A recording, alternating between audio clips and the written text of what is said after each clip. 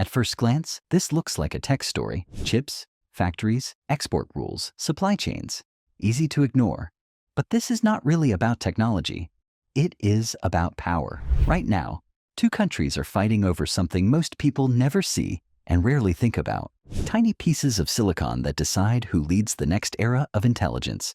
Not human intelligence, but machine intelligence.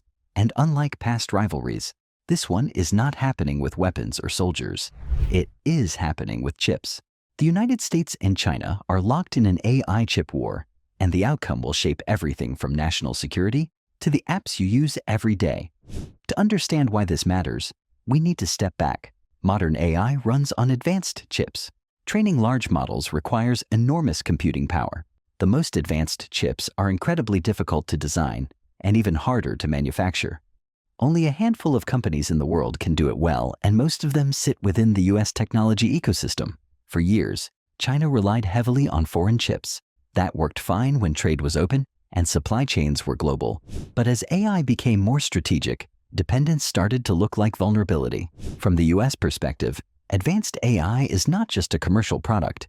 It is a national security concern. AI systems influence military planning, surveillance, cyber operations, and economic power.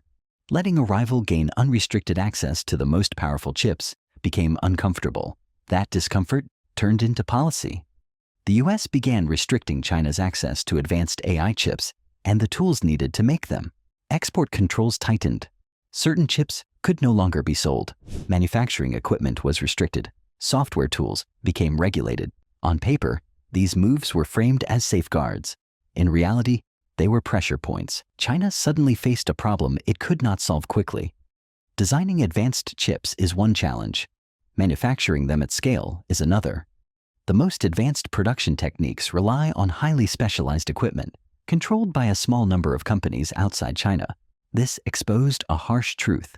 In the AI era, control over chips is control over progress.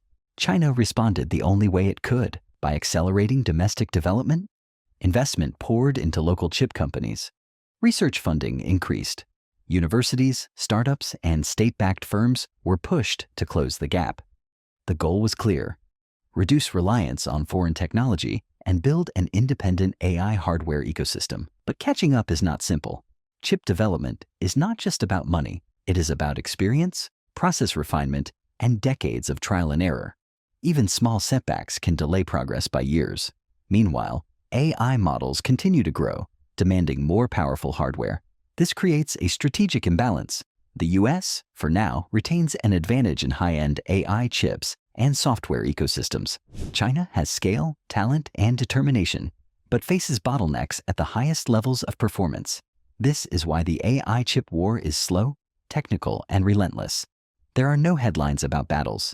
There are announcements about export rules, factory expansions, and research breakthroughs. But the stakes are enormous.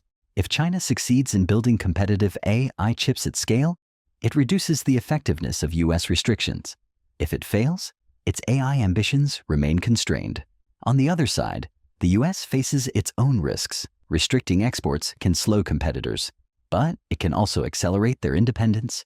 History shows that technological pressure often leads to innovation rather than collapse. There is no guarantee that controls will work forever. There is also the global impact. Companies around the world are caught between these two powers.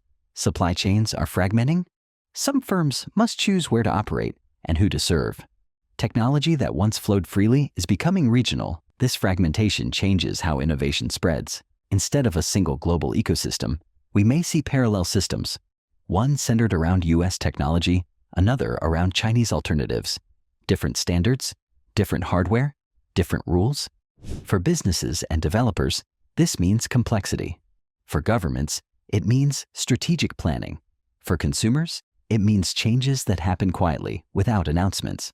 The country that controls the most capable AI infrastructure gains advantages in science, defense, and economic growth.